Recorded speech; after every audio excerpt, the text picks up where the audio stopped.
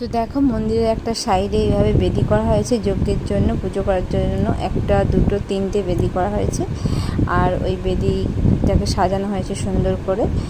আর সবে একটা করে ঘট বসানো হয়েছে। আর ওইখানে দেখো বেদির সামনে মাসি আর মেসো বসে গেছে সংকল্প করতে প্রথম বেদির সামনে। আর যা যা লাগে পুজোর উপকরণ, দুধ, ঘি, মধু, আর এই যে ধান, চাল, ফল, এই যে গুড় কতটা, এখানে ধান রয়েছে, এগুলো ব্যবস্থা করা হয়েছে। আর 5-6-7 নয় 6-7 ব্রাহ্মণকে ডাকা হয়েছিল, মানে নাহলে এই পুজোটা সম্ভব নয়। তো ওনারাও এসেছিলেন, দেখো ওনারা এইসব আয়োজন করেছেন এইসব বেদির। আর একটা দেখো এই যে পুরো মন্দিরটা কিন্তু এভাবে টালি দিয়ে পুরোটা বাঁধানো হয়েছে।